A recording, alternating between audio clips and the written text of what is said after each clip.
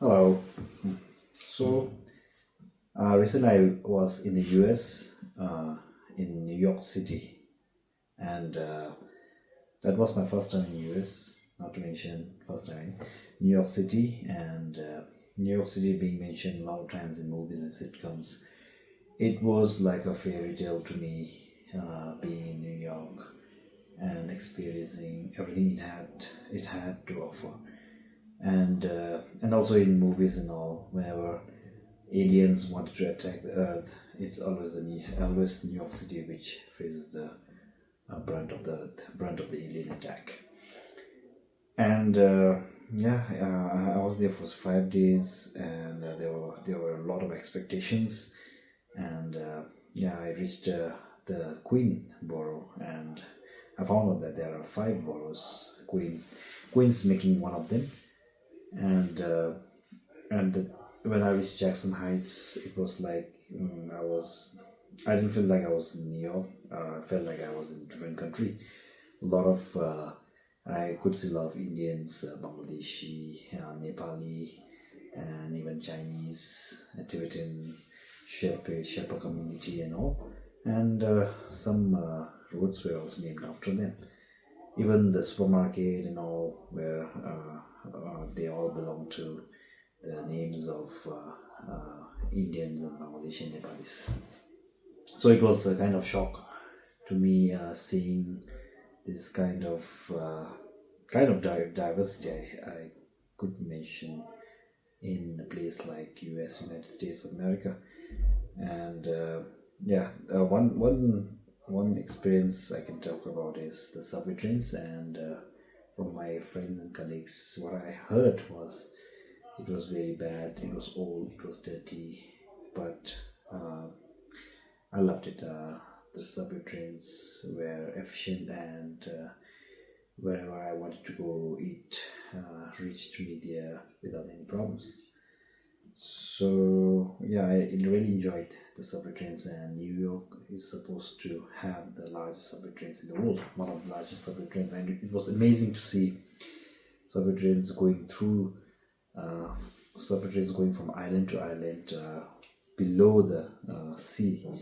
And this was the first time I could see there were three kind of layers of subway trains which the connect the beautiful subway system of New York. And the other thing was that the the main parts like World Trade Center, the I visited the Times Square, which was okay. Uh, I recommend people who are epileptic not to go there, because so many lights and so many screens are there.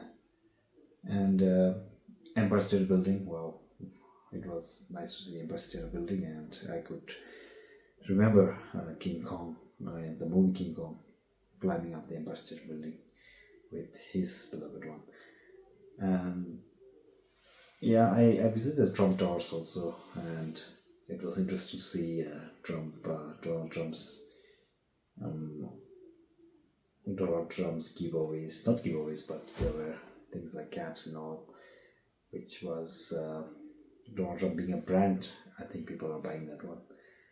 And I visited that H skyscraper also. It was $50 and not much. We just went up and didn't have any much experience. Just that there was some uh, people were having phobia of the height and all.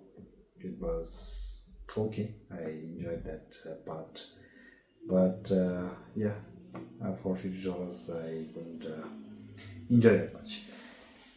And the other part was visiting places like um, Roosevelt Island.